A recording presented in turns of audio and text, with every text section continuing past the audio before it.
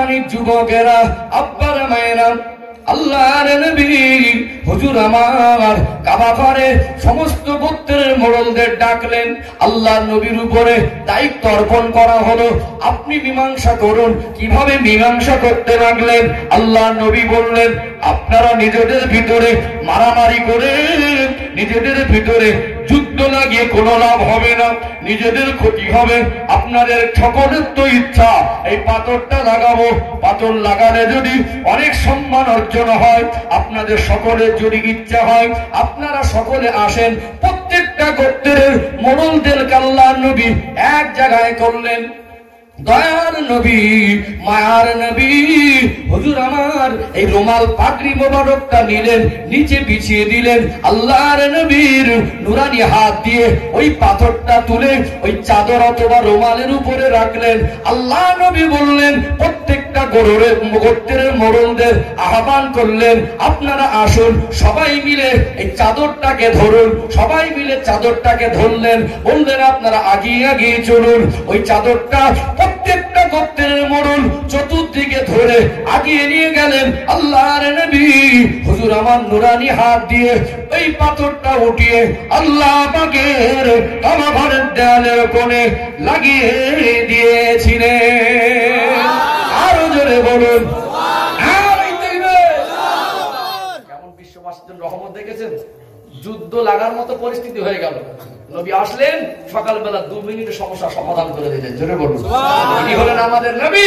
তখন আল্লাহ পাক আমার রাসূলকে নবুয়ত দেয়নি। কি বুদ্ধি দেখেন আমার রাসূলের মাথায়। চাদর মোবারক বিছিয়ে নিজে পাথরটা তুলে দিলেন। একটা পাথর সবাই টানাটানি করছিল, চাদর উপরে পাথর। যদি বলে সবাইকে ধরেন, যাদের ইচ্ছা, প্রত্যেকটা গোত্রের মোড়ল যাদের ইচ্ছা ছিল যে আমার গোত্রের মোড়ল পাথর লাগাবে, সবাইকে ধরালেন গোল করে। একটা চাদর যদি বড় হয় সবাই ধরতে পারবে কি পারবে না? তাহলে কাউকে বঞ্চিত করা হলো। নবী তুলে দিয়ে সবাই ধরে নিয়ে আগে গেলেন, নবী আমার লাগিয়ে দিলেন। জোরে বলুন সুবহানাল্লাহ। আমার রাসূলের ভিতরে আল্লাহ পাক হিকমত দান করেছিলেন। জোরে বলুন। কখনো যুদ্ধ লাগো পরিস্থিতিতে আমার নবী গিয়েছেন, সেখানেও আমার রাসূলের মারফত আল্লাহ মীমাংসা করে ওখানে রহমত নাযিল করেছেন। আরেকবার জোরে বলুন সুবহানাল্লাহ। সেই নবী, দয়ার নবী সাংসারিক জীবন অতিবাহিত করছেন, আর আল্লাহর নবীর বয়সও বাড়ছে। নবী আমার সবসময় মা খাদিজাকে বলতেন, খাদিজা আমার একটু একা একা থাকতে মন চায়। কি করতে মন চায়? একা একা। আল্লাহর নবীকে, দয়ার নবীকে আল্লাহ দয়াময় তিনি নবুয়ত দেবেন, আমার রাসূল নবুয়ত প্রাপ্ত হবেন। আমার দয়ার নবী এই জন্য একা একা জায়গা, একটু নির্জন জায়গা পছন্দ করতেন। আল্লাহ নবী নির্জন জায়গা হিসাবে বেছে নিয়েছিলেন গারে হেরা নামক একটা পাহাড়ের গুহার গর্তের মধ্যে। আল্লাহর কাবা ঘর থেকে 5 কিলোমিটারের বেশি রাস্তা। গারে হেরাতে আল্লাহ নবী এমন একটা জায়গা পছন্দ করে নিয়েছিলেন, তিনি পায়ে হেঁটে হেঁটে ওই গারে হেরাতে পৌঁছে যেতেন। আমি নিজে চোখে ওই পাহাড়টা দাঁড়িয়ে দাঁড়িয়ে দেখে আশ্চর্য হয়ে গেছি। আজকে দিনে আমার আপনার মতো সুস্থ সবল মানুষকে যদি ওই পাহাড়ের উপরে, যেখানে কোরআন শরীফের সর্বপ্রথম 5টি আয়াত নাজিল হয়েছিল, ওই জায়গায় পৌঁছাতে গেলে, উঁচু জায়গায় উঠতে গেলে মাজায় 2 থেকে 3 বার দম নিলে ভালো হয়। 2 থেকে 3 বার যারা পাহাড় ওই জায়গায় উঠতে যায়, মানে মুআল্লিম যারা থাকে বলে দেয় দুপুর হলে রোদে উঠতে পারবেন না, ফজরের নামাজ পড়ে সোজা চলে যাবেন, সকাল সকাল উঠতে হয়। ওই জায়গায় উঠতে গেলে মাজায় আমার আপনার মতো সুস্থ সবল মানুষ মনে হবে 2 বার থেকে 3 বার দম নেই। যাওয়ার পরে উঠলেন তো আল্লাহ নবী যে জায়গায় যেতেন একটা সুরঙ্গ এমন ভাবে বলতে হয়, খুব মোটা মানুষ তাকে খুব কষ্ট করেই বলতে হবে। অনেক মোটা মানুষ বলতে পারবে না, হ্যাঁ, একদম মানে সেটে যাবে। ওই জায়গায় গিয়ে আল্লাহ নবী একটা গুহার মধ্যে ওখানে নিজে নিজে একাই ধ্যানে মশগুল থাকতেন। জোরে বলুন সুবহানাল্লাহ। আম্মা জান খাদিজা তাহরা রাদিয়াল্লাহু আনহা আল্লাহ নবীকে কোনোদিন মানা করতেন না। আল্লাহ নবী বেরিয়ে যেতেন, কোনদিন এই কথা জিজ্ঞাসা করতেন না, আপনি যাচ্ছেন যান, কবে আসবেন বলে যান। আম্মা জান খাদিজা তাহরা রাদিয়াল্লাহু আনহা আল্লাহ নবীকে কোনদিন জিজ্ঞাসাও করতেন না। কিছু শুকনো খাবার, কিছু খাদ্য, কিছু রুটি, কিছু খেজুর পানি আল্লাহ নবীর খেদমতে দিতেন। কোরআন নাজিলের অধ্যায়, হাদিস শরীফে এসেছে আল্লাহ নবী ঘর থেকে বেরিয়ে যেতেন, কখনো 3 দিন, কখনো 5 দিন, কখনো 1 সপ্তাহ, কখনো কখনো 10 দিন অতিবাহিত হয়ে যেত। আল্লাহ নবী ঘরে ফিরতেন না। ও ভাইরা বাপেরা, একটু গভীরভাবে উপলব্ধি করুন, আমরা কর্মসূত্রে কোথাও যদি বাড়ি থেকে বেরিয়ে যাই, আমরা ছেলে বিবিরা হয়তো বাধা দেবে না, অধিকার এতটুকু আছে, ভালোবাসা দিয়ে জিজ্ঞাসা করতে পারেন আপনি কোথায় যাচ্ছেন একটু বলে যান, আর কবে আসবেন বলে যান। এতটুকু জিজ্ঞাসা করতে পারে যে আপনি যাচ্ছেন কদিনের জন্য, কবে আসবেন এটা বলে যান, এটা তো দোষের নয়। কিন্তু মা খাদিজা আল্লাহ রসুলকে এত ভালোবাসতেন, বেরিয়ে যেতেন, একবার রসুলকে মানা করতেন না হুজুর যাবেন না। আর ওই যে বেরিয়ে যেতেন, কোনোদিন আল্লাহ নবীকে জিজ্ঞাসা করতেন না হুজুর আপনি কবে আসবেন বলে যান, এত ভালোবাসতেন। উপরান্ত কিছু খাবার আল্লাহ নবীর খেদমতে, হুজুর খিদে লেগে এগুলো আপনি খাবেন। যেহেতু নবী পাকের সব থেকে কাছ থেকে আমাদের খাদিজা বেশি দেখেছেন, যদি বলুন সুবহানাল্লাহ। যেহেতু মা খাদিজা সাংসারিক জীবনে আবদ্ধ হয়েছেন, আল্লাহ রসুলের বয়স তখন কত? 25, আর 35 বছর প্লাস। আল্লাহ নবী তখন ঘন ঘন যাচ্ছেন কোথায়? গাড়ি হেরাতে। 10 বছর যদি স্বামী স্ত্রী হিসাবে সাংসারিক জীবন অতিবাহিত করেন, আল্লাহ রসুলের সব থেকে বেশি তার সম্পর্কে জানবে মা খাদিজার থেকে আর কেউ বেশি জানবে?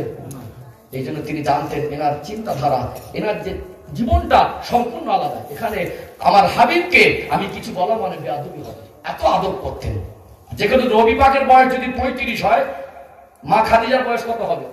40 আর 10 50 বছরের বয়সটা একটা মায়ের অভিজ্ঞতাটা আলাদা, কথা ঠিক না বেটি? তিনি 10 বছর আল্লাহ রসুলকে কাছ থেকে দেখছেন, এই জন্য আল্লাহ নবীকে কেতাবের সাথে কোনোদিন তিনি মানা করতেন না, আর জিজ্ঞাসাও করতেন না হুজুর কবে আসবেন।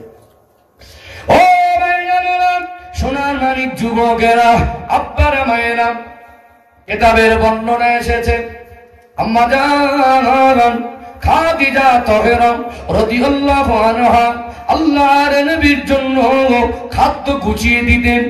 কয়েকদিন অতিবাহিত হয়ে যেত, তিনি আন্দাজ করতেন 1 সপ্তাহ হয়ে গেছে, যে খাদ্যটা দিয়েছি 1 সপ্তাহ চলার কথা নয়। আল্লাহ নবী যদি অল্প অল্প করে খায়, তারপরেও এই খাদ্যটা ফুরিয়ে যাওয়ার কথা। 1 সপ্তাহের খাবার 10 দিন তো চলতে পারে না। ক্ষুধা লেগে যেত, নিজে খেতেই বসতেন, মনে পড়ে যেত আল্লাহর নবীর কথা, আমি খাদিজা পেট পুরে একা খাবো, না জানি আল্লাহ নবী হয়তো ভোকা, তিনি ক্ষুধার্ত রয়েছেন, আমি পেট পুরে খাবো, হতে পারে না। অমনি খাবারটা গুছিয়ে নিতেন, আল্লাহ নবীর কাছে যাবেন এই মনস্থির করতেন কিছু খাদ্য নিয়ে। মা মহিলা মানুষ কতটা রাস্তা হাঁটতেন, 4 থেকে 5 কিলোমিটার রাস্তা, ওই পাহাড়ে ওঠা, ওই গুহার মধ্যে কষ্ট করে হেঁটে হেঁটে ওই পাহাড়ে উঠে। আম্মা জানের বয়স তখন 50 বছর প্লাস। মা খাদিজা রাদিয়াল্লাহু আনহা পিছন থেকে গিয়ে আল্লাহ নবীকে কলিজা ভরে সালাম দিতেন, আসসালামু আলাইকা ইয়া রাসূলুল্লাহ, আসসালামু আলাইকা ইয়া হাবিবাল্লাহ। আল্লাহ নবী হুজুর আশ্চর্য হয়ে যেতেন। আল্লাহ নবী জিজ্ঞাসা করতেন, খাদিজা এত কষ্ট করে এই রৌদ্রে এতটা রাস্তা তুমি কি করে আসলে? আল্লাহ নবীর দিকে তাকিয়ে তাকিয়ে আম্মা জান খাদিজা তাহেরা রাদিয়াল্লাহু আনহার চোখ থেকে পানি এসে যেত। ইয়া রাসূলুল্লাহ, ও আবুল কাসেম, ও কাসেমের পিতা, আমি খাদিজা আপনাকে ফেলে একা খেতে পারি না, আপনাকে ছেড়ে একা খেতে পারি না।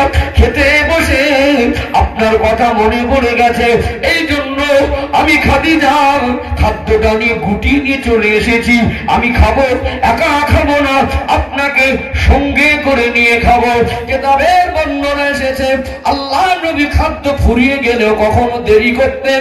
আম্মা জান খাদিজা রাদিয়াল্লাহু আনহা থাকতে পারতেন না, অমনি খাদ্য নিয়ে আল্লাহ নবীর খেদমতে হাজির হয়ে যেতেন। আল্লাহ পাক এত খুশি হলেন আমার হাবিবকে খেদমত করাতে, আল্লাহ এত সন্তুষ্ট হলেন। একদিন জিবরাইল আমিন আলাইহিস সালাম এসে, ঘটনাটা একটু আগে বাড়ছি, পিছনে গ্যাপ আছে, ঘটনাটা নবুয়তের পরে যাবে।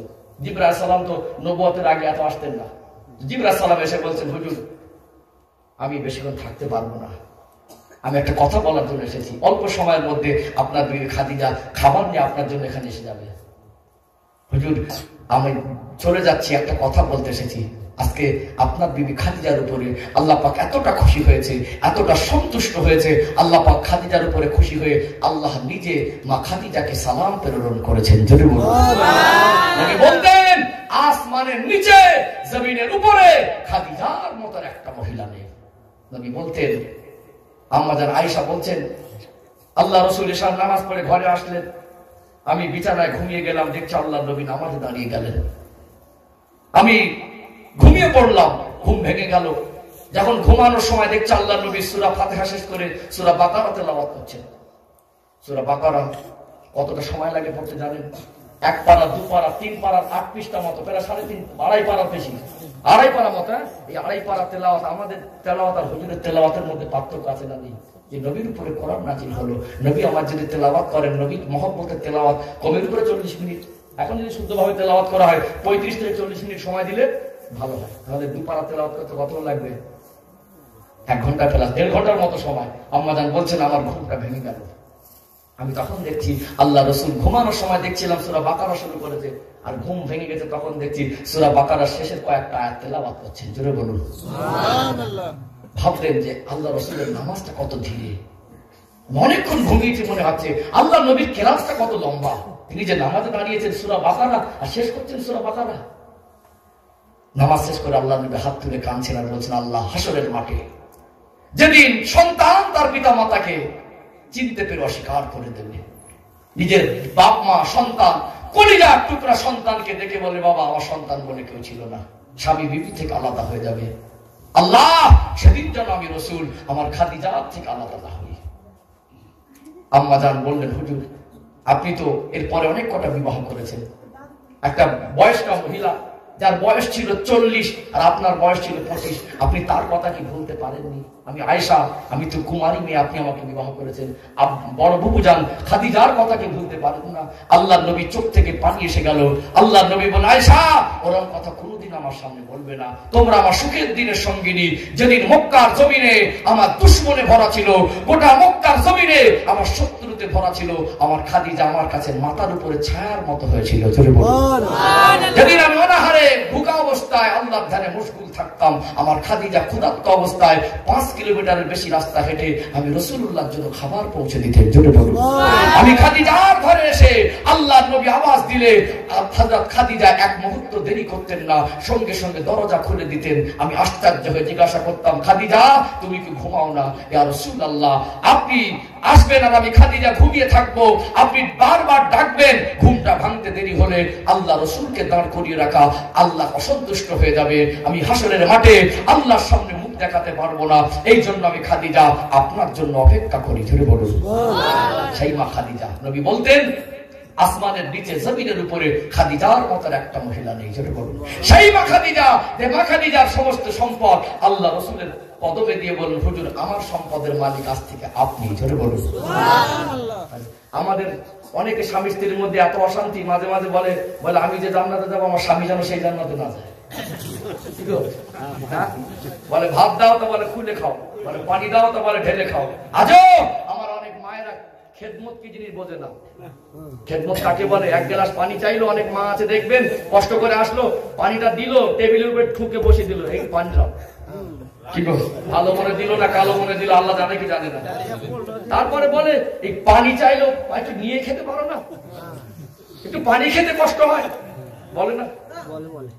আবার কিছু কিছু মানে বাড়ির বৌমারা ভাবিরা আছে জানেন, এই জামা কাপড় পরিষ্কার করার মনে করে অন্য জায়গায় বিয়ে হলে মনে সুখে থাকতাম, এত জামা কাপড় পরিষ্কার করা ভালো লাগে। কি গো, বলে কি বলে না? যেটা ভাইরা খেদমত কাকে বলে? স্বামী এসেছে পানি চাওয়ার আগে সামনে গিয়ে পানি ধরে, পানি চেয়েছে ওটা হুকুম পালন, স্বামী চেয়েছে 1 গ্লাস পানি দাও, ওটা স্বামীর হুকুম পালন। না চাইতে সামনে ধরা, ওটা হলো খেদমত। বুঝতে পেরেছেন? স্বামী এসেছে একটা প্রয়োজনীয় জিনিস, জামা কাপড় খুলে রেখেছে, বললো আমার জামাটা পরিষ্কার করে রেখো, ওটা স্বামীর হুকুম পালন করা হয়। তো হুকুম করে তাই কাজ করছে, বলার আগে করে দিলেন ভালোবাসায়, ওটা হবে কি? খেদমত। আম্মা জান খাদিজা তাহেরা রাদিয়াল্লাহু আনহার খেদমতটা ছিল অন্যতম খেদমত। জোরে বলুন সুবহানাল্লাহ। নবী কোনদিন মা খাদিজাকে কর্মের জন্য হুকুম করতেন না, নবী যেটা প্রয়োজন মনে করতেন, আল্লাহ নবী যেটা প্রয়োজন মনে করে অনুভব করতেন, আল্লাহ নবীর বলার আগে মা খাদিজা ওটাই করে দিতেন। জোরে বলুন সুবহানাল্লাহ। ও ভাই জানেরা, সোনা আমার যুবকেরা, আব্বারা, মায়েরা, আল্লাহ নবী হুজুর আমার এই গারে হেরাতে নবী ধানে মশগুল থাকতেন। আল্লাহ নবীর বয়সটা 40 বছরের কাছাকাছি পৌঁছে গেল। আল্লাহ নবী হঠাৎ একদিন তিনি আসমানের দিকে তাকালেন, তিনি দেখতে পেলেন তারাকে যেন কে সালাম করেন, আসসালাতু আসসালামু আলাইকা ইয়া রাসূলুল্লাহ, আসসালাতু আসসালামু আলাইকা ইয়া হাবিবাল্লাহ। তিনি আসমানের দিকে তাকিয়ে দেখলেন একটা ঝুলন্ত চেয়ার, এত বৃহৎ চেহারার বিশিষ্ট একজন, তার মাথাটা আসমানে লেগে আছে, পাটা জমিনে লেগে আছে।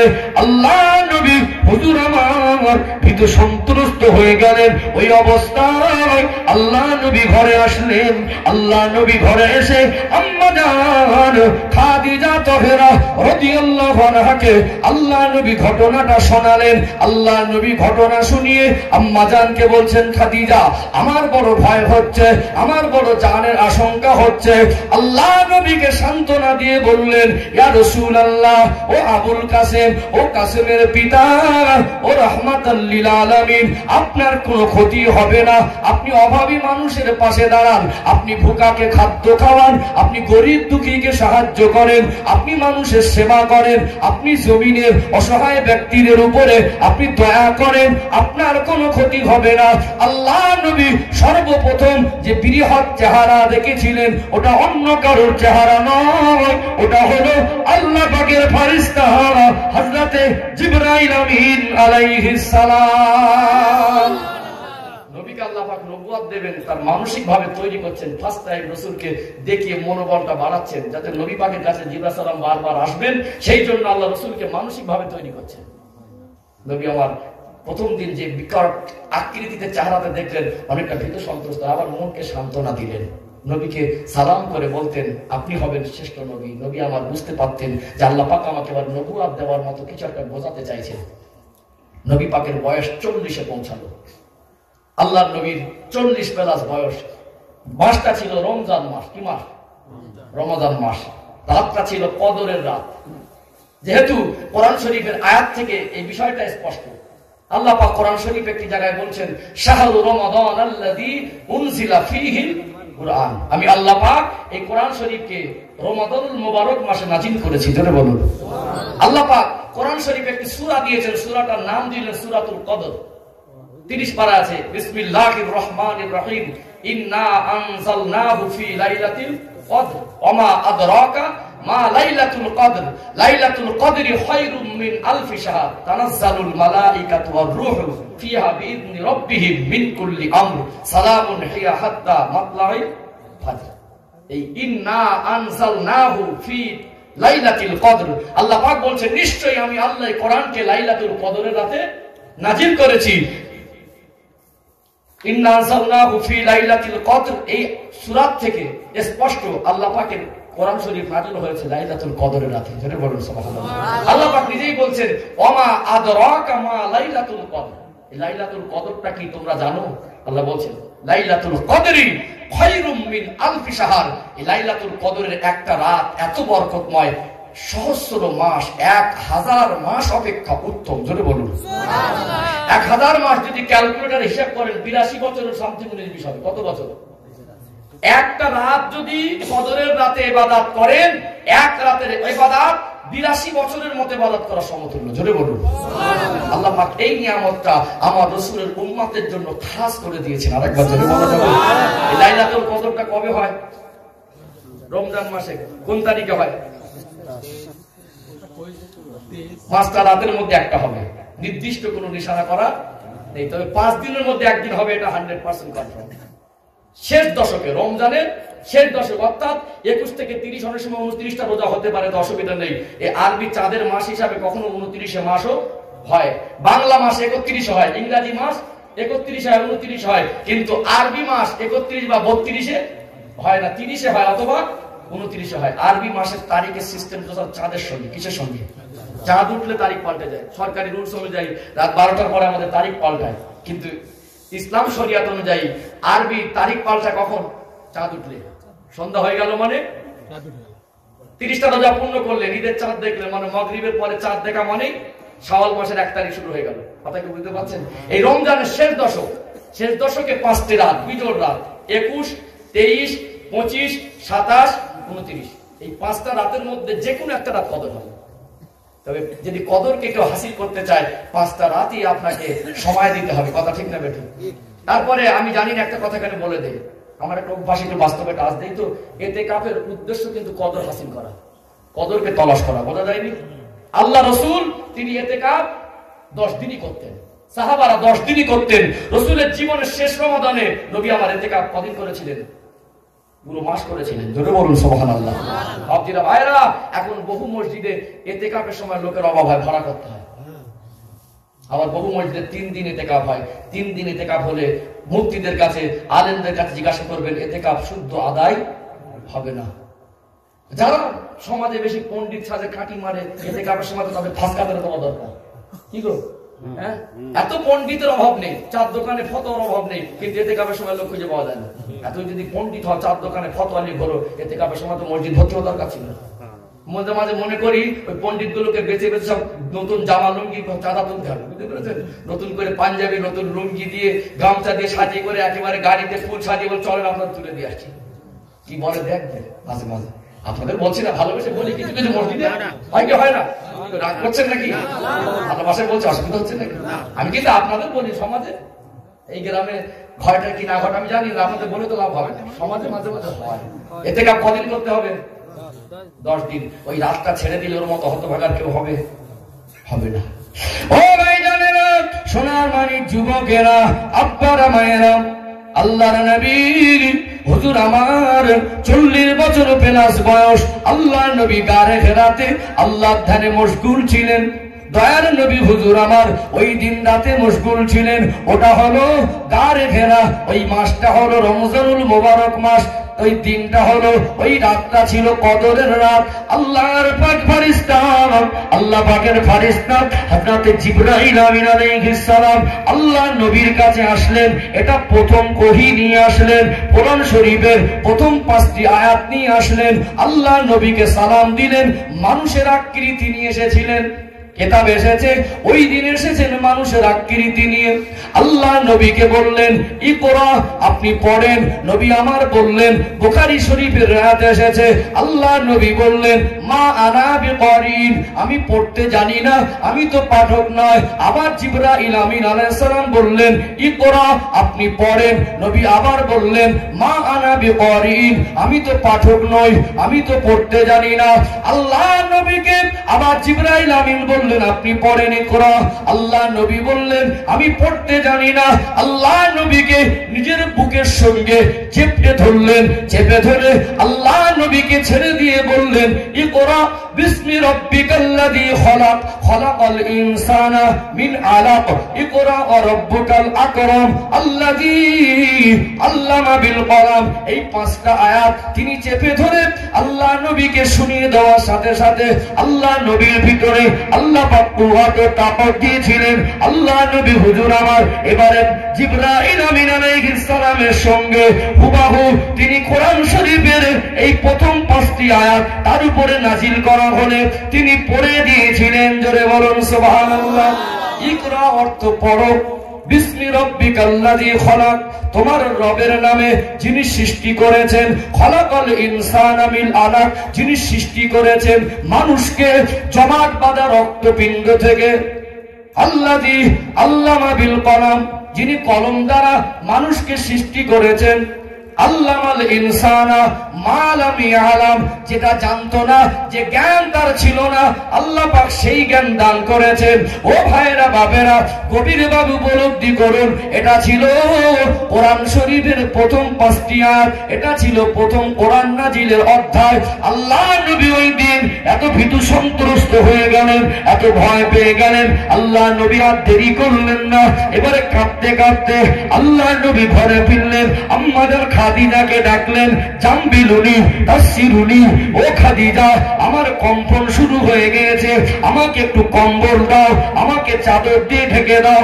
আল্লাহ নবীকে চাদর দিয়ে ঢেকে দেওয়া হলো। আম্মা জান খাদিজা তাহরা রাদিয়াল্লাহু আনহা আল্লাহ নবীর অবস্থা দেখে তিনিও ঘাবড়ে গেলেন। আল্লাহ নবীকে সান্ত্বনা দিলেন, মানসিক শান্তি আসতে বেশ কিছুটা সময় অতিবাহিত হলো।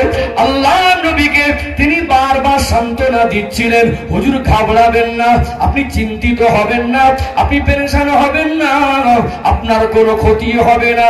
তিনি মনে মনে ভাবলেন, এমন কেন হয়, ইতিপূর্বে আমার দুটো স্বামী মারা গেছে, না জানি আবার যদি আমার স্বামীর কোনো ক্ষতি হয়, মানুষ অনেক রকম মন্তব্য করবে।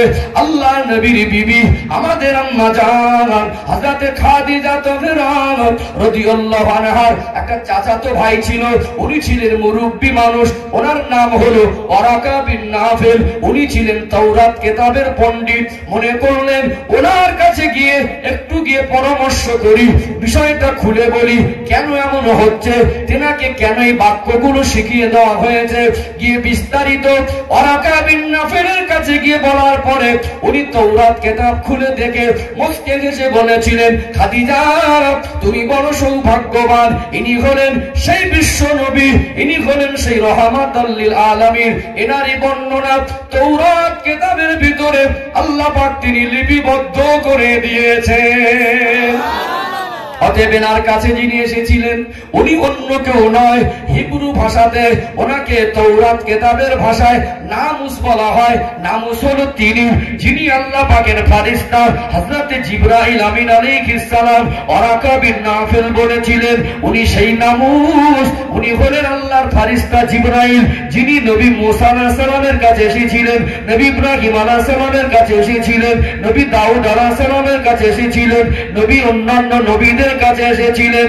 40 বছর বয়স হয়ে গেলে বিশ্ব নবী নবুয়ত পাবেন, এটা তিনি বুঝিয়ে দিলেন।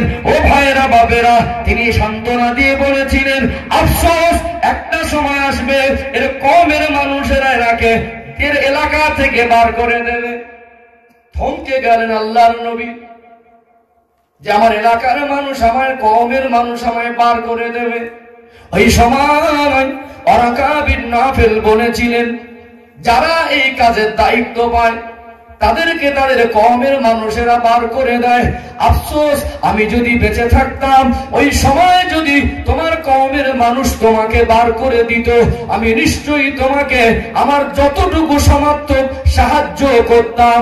এই কোরআন শরীফের প্রথম আয়াত নাজিল হলো, এটা ছিল ইসলামের অধ্যায়ে আমার নবীর জীবনে, এটা হলো প্রথম ওহী। জোরে বলুন, আরো জোরে বলুন। সম্মানিত উপস্থিতি বাপজিরা ভাইরা, আমি 12টার মধ্যে শেষ করবো। গতকালকে একটু বেশি আলোচনা করেছিলাম, কেউ কেউ বলছিল হুজুর একটু বেশি করলে ভালো হয়, কালকে একটু বেশি করে আবার অনেক কষ্ট করে কাজ করবো, তো 12টার মধ্যে শেষ করাই ভালো। কালকে ইনশাআল্লাহ একদম ইসলামের অধ্যায় ভালো ভালো বিষয়গুলো আসবে। সাহাবাদের উপর অত্যাচার আসবে, 3 বছরের গোপন ইসলাম প্রচার প্রেক্ষাপট, দ্বিতীয় ওহী, তারপরে কালকে ঠিক লাইনটা খুব ভালো যাবে, কারণ প্রতিদিন একই রকম হবে না, যে পরিস্থিতি সামনে আসবে সেইভাবে বলতে হবে। এমনও কিছু বিষয় আছে সবটা টান দিয়ে বলা সম্ভব নয়, বললে বলা যাবে, কবিতার মতো চোখ বন্ধ করে দিয়েই গেলাম, বোঝানোরও ব্যাপার থাকে। আমার তো উদ্দেশ্য শুধু বলে যাওয়া না, কথা বোঝা যায়নি? আমার যদি উদ্দেশ্য হয় শুধু বলেই যাব, চোখ বন্ধ করে কানে হাত দিয়ে ছাড়বো না, দম লবো না, দম নেবো না, শুধু বলেই যাব। মাস্টাররা ছাত্রদের পড়ায় উদ্দেশ্য কি, মাথায় ঢুকিয়ে দেওয়া। আর ছোট ছোট বাচ্চাকে অনেক সময় স্টেজে তুলে দেওয়ার পদ্য মুখস্থ করে পা কাঁপে, মনে করে মানে উর্দু সাহসে বলে, কে শুনলো আর কে বুঝলো খেয়াল থাকে না, আমি শেষ করতে পারলে বাঁচি। বোঝায়নি? এত ওরকম ব্যাপার না যে আমি শেষ করতে পারলে বাঁচি। আপনার এতগুলো মানুষ আমার মুখের দিকে তাকিয়ে বসে আছেন, কিছু না কিছু তো আপনাদের ভিতরে বোঝানোর মতো বিষয় তুলে ধরতে হবে। কথা বোঝা যায়, ওই জন্য কিছু কথা না সবটা সুর টান দিয়ে বলে সহজে বোঝানো যায় না। এমন কিছু বিষয় আছে একটু গল্প আকারে বললে সহজে বোঝাতে হয়, বোঝানো সম্ভব হয়, বোঝাতেও ভালো লাগে। সবসময় সব জায়গায় সুরের আশা করলে কিন্তু বুঝের দিকটা কম হয়ে যাবে, আসল জায়গায় ঘাটতি হয়ে যাবে। তারপরে মাশাআল্লাহ আলহামদুলিল্লাহ আপনার এত মানুষ এই ঠান্ডায় যেভাবে ভালোবাসার সময় দিচ্ছেন অনেক ভালো লাগছে। দোয়া করি আজকে দ্বিতীয় দিন সমাপ্ত পথে, আরো 4টে দিন বাকি আছে না নেই? আল্লাহ পাক যেন সুষ্ঠুভাবে আমাদেরকে মজলিসকে আমরা এখলাসে বলবো, এখলাসে শুনবো, আমাদের জিন্দগিতে বাস্তবায়ন করবো, সেই তৌফিক যেন আমাদের দান করেন, বলেন আল্লাহুম্মা আমিন। কিয়াম সালাম হবে, দোয়া হবে, 12টার কাছাকাছি পৌঁছে, 12:15 বাজতে যায়, ঠিক আছে ইনশাআল্লাহ। যাই হোক, আমি আগামীকালের পরের থেকে শুরু করবো, দোয়া হবে। তার আগে সকলে একটু দাঁড়ান, সুদূর মদিনা শরীফে আমার রাসূল পাকের রওজা তাহারে একটু সালাতুস সালাম পেশ করি। নবী